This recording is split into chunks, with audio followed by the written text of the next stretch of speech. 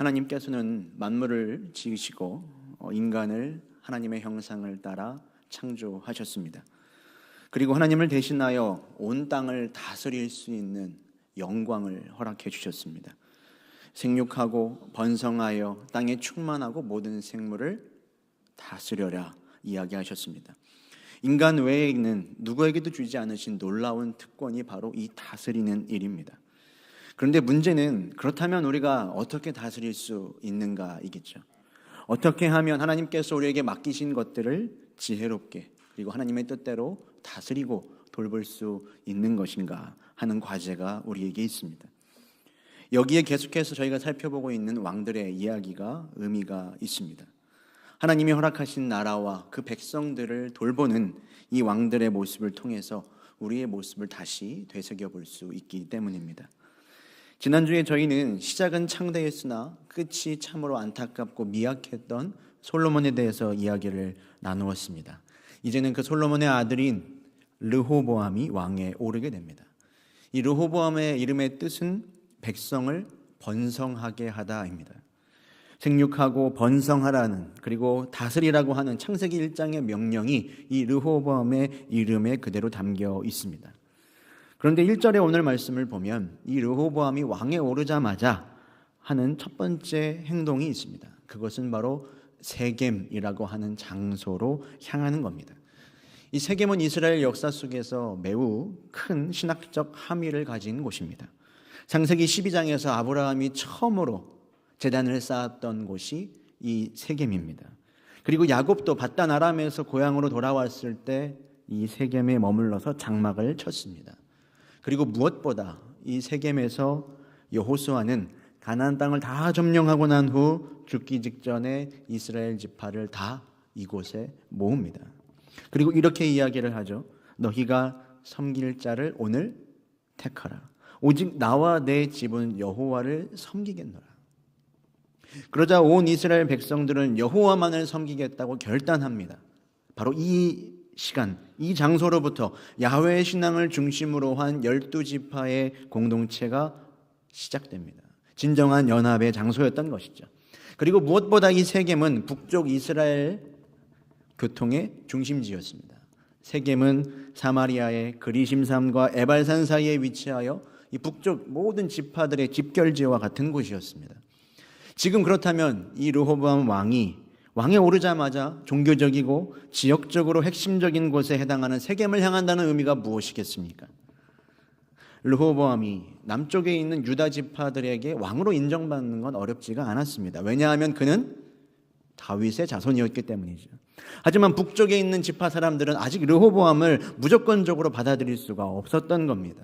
그래서 르호보암은 온 이스라엘의 인정을 받는 왕이 되고자 지금 세겜에 올라가고 있습니다. 처음 왕위에 오른 르호보암으로서는 자존심이 상하는 일일 수 있겠죠. 하지만 워낙 나머지 10지파의 입김이 세다 보니까 어쩔 수가 없었습니다. 그런데 이들이 르호보암을 호출하면서 동시에 또 다른 한 명의 인물을 불러 올립니다.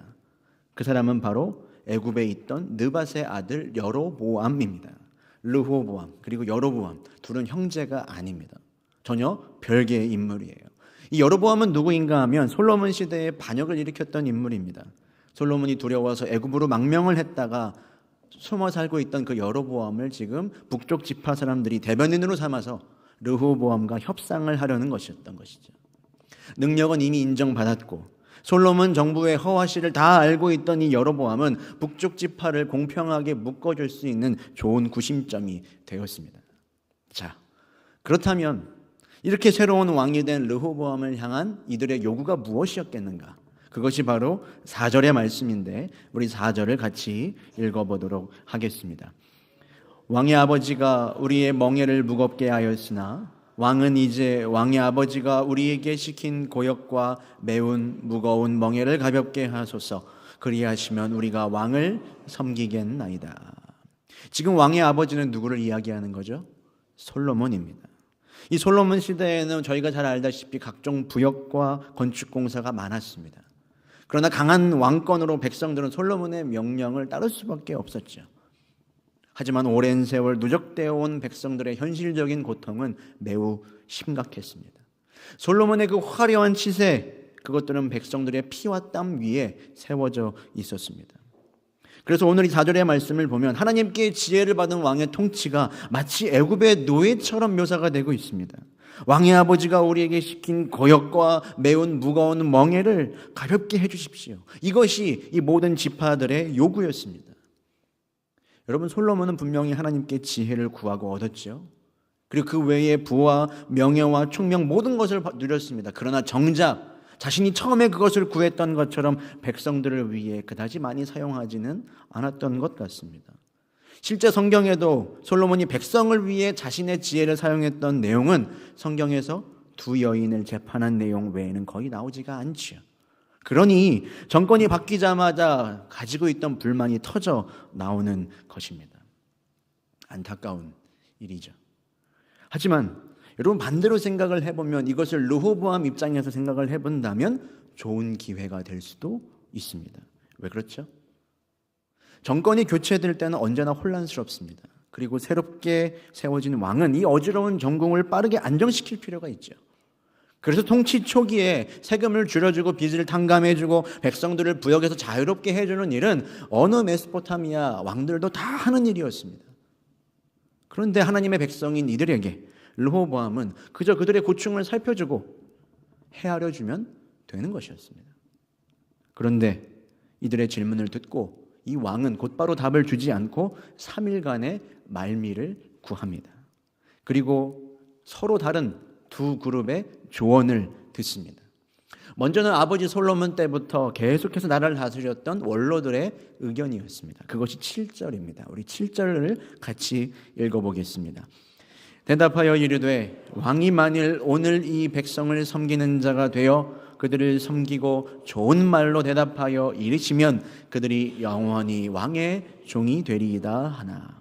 이들은 지금 솔로몬의 통치 초기부터 함께했던 사람들입니다. 일부는 다윗 왕의 치세도 경험했을 수 있을지 모릅니다. 이 원로들의 조언은 간단합니다. 왕이 백성을 먼저 섬기고 좋은 말로, 합리적인 말로 그들의 요구를 잘 들어주면 영원히 왕의 종이 될 것입니다 라는 충고였습니다. 여러분, 여기에 대한 가치 판단은 두고 우리 넘어가 보도록 하죠. 그러나 르호보암은 이 원로들의 자문을 버리고 자기와 함께 자라난 어린 사람들, 젊은 관료들의 의견을 듣습니다. 그 의견이 무엇이냐? 10절부터 11절인데 다시 한번 같이 읽어보겠습니다. 함께 자라난 소년들이 왕께 아뢰어 이르되 이 백성들이 왕께 아뢰기를 왕의 부친이 우리의 멍에를 무겁게 하였으나 왕은 우리를 위하여 가볍게 하라 하였은즉 왕은 대답하기를 내 새끼 손가락이 내 아버지의 허리보다 굵으니 내 아버지께서 너희에게 무거운 멍에를 매게 하였으나 이제 나는 너희의 멍에를 더욱 무겁게 할지라 내 아버지는 채찍으로 너희를 징계하였으나 나는 전갈 채찍으로 너희를 징계하리라 하소서. 지금 젊은 이 사람들은 르호보암과 함께 권력의 핵심부로 막 자리를 잡았습니다. 그렇게 어떤 합리적이고 올바른 선택들보다는 이 왕의 마음을 흡족하게 하고 만족시켜줄 필요가 더 컸습니다. 무엇보다 10절의 말씀을 보면 알 수 있듯이 이들은 왕과 함께 자란 소년들이었습니다. 왕께 함께 자랐기 때문에 이들은 왕의 성격과 심리와 아킬레스건을 다 잘 알고 있었던 거죠. 여러분, 르호보암은 위대한 왕들의 후계자입니다. 태어나 보니 아버지가 누구예요? 솔로몬입니다. 그런데 할아버지는 다윗인 겁니다. 부담이 얼마나 컸겠습니까? 분명히 이 마음 가운데 이전 왕들과는 다른 나만의 차별적인 모습을 보여주고 싶었을 거예요. 젊은 참모들은 그 마음을 부추깁니다. 왕의 허영심과 교만을 부추겨서 이전보다 더 무섭게 징계함으로 당신의 강하고 위대함을 보여줘야 된다고 충고하고 있는 겁니다. 르호보암은 자신의 위치를 지키고 자신의 다스림을 견고하게 하고자 더 큰 힘으로 이스라엘 백성들을 누르고자 합니다. 이처럼 이 젊은 사람들의 의견대로 백성들에게 이야기하자 온 이스라엘 백성들은 어떻게 하는가? 16절의 말씀을 제가 읽어드리겠습니다. 16절 읽겠습니다. 온 이스라엘이 자기들의 말을 왕이 듣지 아니함을 보고 왕에게 대답하여 이르되 우리가 다윗과 무슨 관계가 있느냐? 이새의 아들에게서 받을 유산이 없도다. 이스라엘아 너희의 장막으로 돌아가라. 다윗이여 이제 너는 내 집이나 돌아보라 하고 이스라엘이 그 장막으로 돌아가니라. 다윗의 자손 르호보암, 당신이 우리와 무슨 관계가 있습니까? 이스라엘 북쪽 지파들은 르호보암을 따르지 않기로 결의를 합니다. 그리고 대신하여 여로보암을 왕으로 세워서 10지파의 북이스라엘과 유다와 베냐민 2지파의 남유다로 나라가 완전히 갈라지게 됩니다. 다윗과 솔로몬이 여러분 장량 80년을 힘써서 이 나라를 합치기 위해 애썼는데 르호보암이 겨우 3일 만에 나라를 갈라지게 만든 겁니다. 한 명의 통치자가 어떤 선택을 하고 한 명의 리더가 어떻게 다스리는지가 이렇게 여러분 중요한 것입니다. 자, 그렇다면 반대로 북이스라엘의 왕이 된 여로보암은 무엇을 했을까? 여로보암도 여러분 하나님이 세운 왕이었습니다. 하나님은 이미 그를 세우고자 여로보암에게 귀띔도 해주셨어요. 솔로몬과 르호보암의 실정으로 파탄에 빠진 나라를 구원하라고 여로보암을 왕으로 세워주셨는데 그는 정작 무엇을 하는가? 그것이 27절의 말씀인데 27절을 우리 같이 읽어보겠습니다. 만일 이 백성이 예루살렘에 있는 여호와의 성전에 제사를 드리고자 하여 올라가면 이 백성의 마음이 유다 왕 된 그들의 주 르호보암에게로 돌아가서 나를 죽이고 유다의 왕 르호보암에게로 돌아가리로다 하고. 이스라엘 백성들은 때마다 예루살렘 성전에 올라와 제사를 드려야 하지 않았습니까? 여로보암은 그것을 걱정하고 있는 겁니다.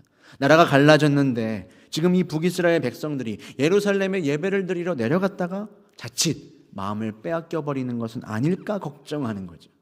누구도 이렇게 말하지 않았습니다. 아직 이 일이 일어나지도 않았습니다. 그러나 여로보암은 스스로 앞당겨서 불안해하고 지금 염려하고 있는 겁니다. 그래서 어떻게 하는가? 예루살렘을 대신하여 베델과 단에 금송아지 우상을 만들고 예루살렘을 대신해서 이곳에서 예배를 드려도 된다고 허락하고 있습니다.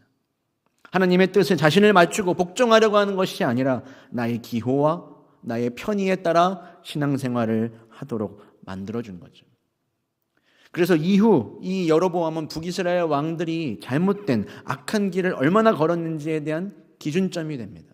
항상 이렇게 말이 나오죠. 여호와 보시기에 악을 행하되 여로보암의 길로 행하며, 여로보암의 길로 행하며 그가 이스라엘에게 죄를 범하게 한 그 죄 중에 행하였더라. 항상 가장 악한 왕의 기준이 되는 것이 바로 이 여로보암이었습니다.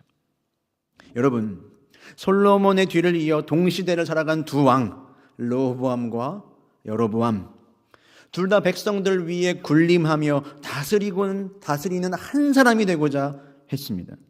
하지만 르호보암은 비교의식과 불안함에 사로잡혀서 더 강경하게 나가다가 나라를 갈라지게 했고, 여로보암은 백성들의 마음을 잃어버릴까 두려워하고 전전긍긍하다가 모든 백성을 우상숭배에 빠지게 했습니다. 신명기 17장은 왕이 반드시 해야 하는 것들 그리고 하지 말아야 할 3가지를 이렇게 알려주고 있습니다. 병마를 많이 두지 말고, 아내를 많이 두지 말고, 은금을 많이 쌓지 말아라. 그리고 해야 되는 것이 한 가지가 이것입니다. 율법서를 가까이 하고 읽으며 그 모든 말과 규례를 지켜 행해라. 하나님이 원하시는 왕의 모습은 하나님의 말씀에 귀를 기울이며 순종하여 많은 사람들 위에 군림하는 자가 아니라 양떼들의 첫 번째가 되어서 하나님께로 잘 이끌어가는 목자와 같은 자였습니다. 솔로몬이 여러분 끝이 좋지 못했지만 그에게 왕으로서의 권위가 세워졌던 것은 겉으로 드러난 힘과 권력이 아니었습니다. 하늘로부터 부어진 지혜가 그를 힘있게 만들었던 거죠. 그러나 지금 이 두 왕은 하나님이 무엇을 기뻐하실지, 하나님이 원하시는 왕의 모습은 무엇일지, 어떻게 하면 하나님께 영광이 되도록 잘 다스릴 수 있을지를 묻고 고민하지 않았습니다. 정말 이들이 하나님의 백성을 잘 다스려야겠다 그런 마음이 있었다면 말씀에서 답을 찾고 선지자들에게 하나님의 뜻을 구해야겠죠. 만약 그랬다면 하나님이 이들에게 뭐라고 말씀하셨을까요? 지금 온 이스라엘이 산당으로 가득 차고 우상 숭배로 물들어가고 있는 이때에 왕의 종이 되도록 이스라엘 백성들을 이끄는 것이 아니라 나의 거룩한 백성으로 돌이키게 하라, 이 음성을 듣지 않았겠습니까? 이런 측면에서 우리는 아까 섬기라는 말 때문에 원로들의 의견이 좋은 의견이라 생각이 들지만 그 의견도 완전한 것은 아니었던 거죠. 먼저 섬기고 잘 해주면 왕의 영원한 종이 될 것이다. 그렇지 않죠. 하나님의 종이 되도록 이끌어야 했던 것입니다. 여러분, 우리는 여기서 어떻게 하면 그럼 우리는 잘 다스리는 사람이 될 수 있는지를 생각하게 됩니다. 먼저는 이것입니다. 잘 다스리는 사람이 되려면 여러분 잘 따르는 사람이 되어야 합니다. 우선적으로는 하나님의 말씀을 청종하며 그 말씀을 지키는 사람이 되어야 합니다. 우리는 예수를 믿는다고 하면서도 나에게 손해가 될지 그리고 나에게 이득이 될지에 따라 결정합니다. 그러지 말고 하나님의 뜻이 무엇인지를 묻고 구하며 따르는 자가 되어야 합니다. 내가 먼저 하나님 말씀에 순종하고 섬기는 자가 될 때 여러분 우리는 다스리는 사람이 될 수 있을 줄로 믿습니다. 그리고 보이지 않는 하나님과 더불어서 여러분 나에게 세워주신 권위자에게 순종하고 따르는 자가 되어야 합니다. 그래야 다스리는 사람이 되는 거죠. 다윗은 여러분 사울 왕의 시기와 질투 속에서도 끝까지 사울을 섬기고 사울을 따랐습니다. 그래서 사울에게도 인정받는 사람이 되었고 훗날 온 백성을 바르게 이끌어가는 이상적인 왕, 다스리는 사람이 될 수 있었습니다. 여러분 성경은 리더십을 거의 말하지 않습니다. 팔로우십, 따라가는 법을 이야기하죠. 예수님도 제자들을 부르시며 뭐라고 말씀하셨습니까? 먼저 나를 따르라고 하셨습니다. 그러면 그 이후에 너희는 사람을 낚는 어부가 다스리는 자가 그 이후에 될 거라고 말씀을 하셨죠. 여러분 따르지 않으면 다스리는 사람이 될 수 없습니다. 그런 의미에서 높은 위치에 올라가서야지만 세상을 바꿀 수 있는 것이 아니죠. 직분이 낮더라도 잘 따르는 자가 되면 높이 있는 자가 귀담아 듣는 영향력 있는 사람이 될 수 있는 것입니다. 다음으로 잘 다스리는 자가 되려면 섬기는 자가 되어야 합니다. 여러분 모든 인생은 오늘 이 말씀처럼 무거운 멍에를 메고 살아갑니다. 르호보암에게 고역과 매운 멍에를 가볍게 해달라고 찾아온 백성들처럼 나의 멍에를 좀 벗겨달라고 수많은 사람들이 신음과 아우성을 치며 살아가죠. 그러나 이 땅의 질서는 멍에에는 더 무거운 멍에로, 채찍에는 더 강력한 채찍으로 다스리고자 합니다. 하지만 우리의 왕이신 예수 그리스도는 수고하고 무거운 짐진 자들을 위해 오셨습니다. 마태복음 20장에서 세베대의 아들의 어머니가 찾아옵니다. 그리고 한 가지를 요청하죠. 주의 나라가 세워질 때에 나의 아들을 높은 자리에 세워주십시오. 그랬더니 주님이 유명한 말씀을 하시죠. 너희 중에 누구든지 으뜸이 되고자 하는 자는 어떻게 해야 된다고요? 너희의 종이 되어야 하리라. 먼저 섬겨야 한다는 말입니다. 그리고 이어지는 유명한 말씀이 인자가 온 것은 섬김을 받으려 함이 아니라 도리어 섬기려 하고 자기 목숨을 많은 사람의 대속물로 주려 함이니라. 예수님은 섬김을 받으려 오지 않으시고 도리어 섬기려 오셨습니다. 그처럼 섬길 때 다스리는 자가 된다는 것입니다. 그래서 요한계시록 5장을 보면 이 예수님을 어떻게 묘사하냐면요, 여러분 사자와 어린 양으로 묘사를 합니다. 뭐라고요? 사자와 어린 양입니다. 전혀 다른 표현 같지만 놀랍게도 조화가 됩니다. 예수님은 사자와 같이 힘을 가지시고 능력을 갖추신 심판주이시죠. 그러나 예수님은 힘과 폭력이 아니라 자비와 사랑과 용서로 세상을 이기시고 세상을 다스리셨습니다. 버리고 내어주고 져주는 것으로 모든 것을 얻고 다스려 가셨다는 것입니다. 사랑하는 성도 여러분, 오늘 말씀에 나오는 르호보암과 여로보암은 하나님을 따르지 않았습니다. 그리고 백성들을 진심으로 섬기지도 않았죠. 결국 그들은 진정 다스리는 자의 모습으로 설 수 없었습니다. 우리들은 어떻게 해야 될까요? 이 세상 가운데 많은 것들을 다스리며 살아가는 사명을 받은 우리들, 여러분 어떻게 해야 되겠습니까? 오늘 설교 제목이죠. 섬기며 다스려야 합니다. 섬기며 다스려야 합니다. 하나님을 섬기고 따르고 다른 사람을 먼저 섬기는 자리에 있을 때 여러분 우리는 세상을 다스리는 사람이 하나님의 뜻대로 이끌어가는 사람들이 될 수 있을 줄로 믿습니다. 예수님은 죽기까지 하나님의 뜻에 먼저 복종하셨죠.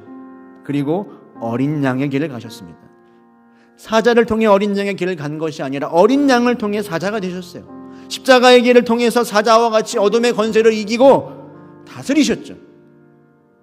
여러분, 이 말씀이 오늘 우리의 여러 가지 문제와 관계의 상황 가운데에서 빛이 되시기를 바랍니다. 사자에서 어린 양이 되는 것이 아니라 어린 양의 사자가 되는 것입니다. 예수 전도단을 만든 로렌 커닝햄 목사님이 자주 하시는 말이라 그래요. 당신의 두 팔을 주먹을 쥐고 앞으로 나란히 내밀어 보십시오. 이는 당신이 다른 사람을 조종하려는 모습입니다. 이제 당신의 그 주먹을 쥔 손을 펴보십시오. 이것은 사람을 섬기려는 종의 모습입니다. 이제 당신의 두 팔을 위로 들고 주먹을 쥐고 하늘을 향해 보십시오. 하나님을 향하여 거역하는 모습입니다. 나의 뜻과 나의 힘으로 살려고 하는 모습이지요. 이제 당신의 두 팔을 높이 든 채로 두 손을 하늘을 향해 펴십시오. 이것은 하나님께 항복하는 것입니다. 하나님만 섬기며 예배하겠노라, 그분의 이름을 높여 드리는 것입니다. 여러분, 주님께 항복하며 엎드려 섬기는 자가 될 때 다스리는 자의 사명을 이룰 수 있습니다. 오늘 우리가 먼저 함께 찬양하며 하나님 앞에 항복하며 나아갑시다. 그때 성령이 우리를 정결하게 하사 우리 안에 있는 모든 거역한 영들을 떠나가게 하여 주실 줄로 믿습니다.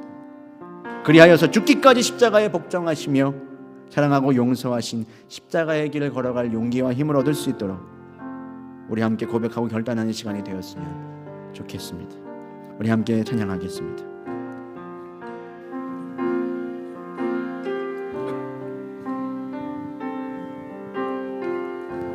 두 손 들고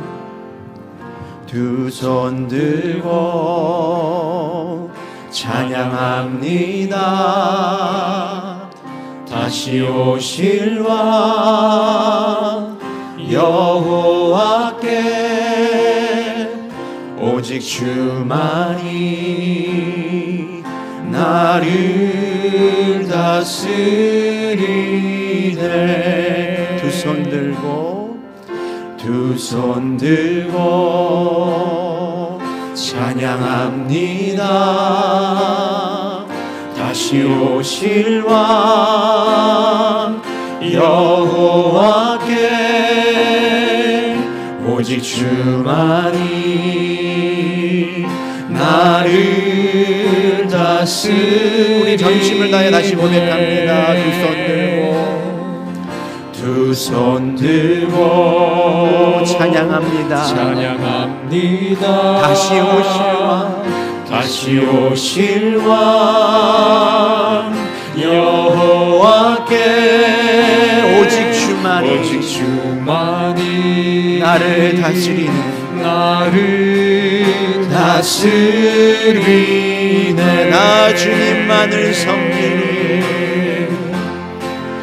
나 주님만을 섬기리. 헛된 마음 버리고 성령이여 내 영혼 충만하게 하소서. 나 주님만을 섬기리. 헛된 마음 버리고 성령이여 내 영혼 충만하게 하소서. 주님 앞에 내 생명 드리리라. 여러분, 이 시간 우리가 다시 한번 찬양할 텐데요, 가능하신 분들은 두 손을 들고 찬양하시면 좋을 것 같습니다. 단순히 두 손을 든다는 것이 어떤 아무런 의미 없는 행동이 아니라 내가 내 손을 들어 주님 앞에 항복하며 나아갈 때 여러분, 하나님이 여러분들의 마음을 어루만지셔 주시는 것을 경험하게 되실 것입니다. 오늘 이 시간 이 작은 것에 순종하며 나아갈 때 하나님이 놀랍도록 열어가시는 것을 경험하시길 바랍니다. 하나님, 이 시간 내가 정말로 하나님 앞에 나의 모든 문제와 삶의 모든 것들을 항복하며 두 손 들고 찬양하며 나아갑니다. 주여, 다시 오셔서 오직 주님만이 우리의 모든 상황을 주관하시고 다스려 주시옵소서. 우리 이 시간 이 마음 가지고 다시 한번 두 손 들고 찬양하며 나아가겠습니다. 두 손 들고 찬양합시다. 두 손 들고 찬양합니다. 찬양합니다. 다시 오실 왕, 다시 오실 왕 여호와께 오직 주만이 오직 주만이 나를 다스리십니다. 나를 다스리네. 두 손 들고 찬양합니다. 두 손 들고 찬양합니다. 다시 오실 왕 여호와께 오직 주만이 나를 다스리네. 나 주님만을 섬기리. 나 주님만을 섬기리. 아멘. 헛된 마음 버리고 성령이여 내 영혼 충만하게 하소서. 충만하게 하소서. 나 주님만을 섬기리. 헛된 마음 버리고 성령이여 내 영혼 주여, 충만하게 하소서. 충만하게 하소서. 주님만을 섬기기를 원합니다. 나 주님만을 섬기리. 세상의 모든 헛된 것들을 버리겠습니다. 헛된 마음 버리고 성령이여 내 영혼 충만하게 하소서. 성령이 임하실 때까지 고백합니다. 나 주님만을 섬기리. 아멘. 헛된 마음 버리고 성령이여 내 영혼 충만하게 하소서. 마지막으로 고백하며 나아갑니다. 나 주님만을 섬기리. 주님, 이것이 우리의 고백이고 우리의 결단입니다. 헛된 마음 버리고 성령이여 내 영혼 충만하게 하소서. 주님 앞에 내 생명 드리리라. 주님, 이 시간 다시 오실 우리 여호와 하나님 앞에 엎드립니다. 주님이 아닌 다른 것들로 가득했던 우리의 중심이 깨지게 하여 주시옵시고 주님만을 섬기는 인생과 심령이 되게 하여 주시옵소서. 그래서 주님을 섬기는 마음과 믿음으로 이웃을 섬기며 열방을 다스리는, 열방을 변화시키는 자들 되게 하여 주시옵소서. 우리 함께 말씀 따라 기도하겠습니다. 주여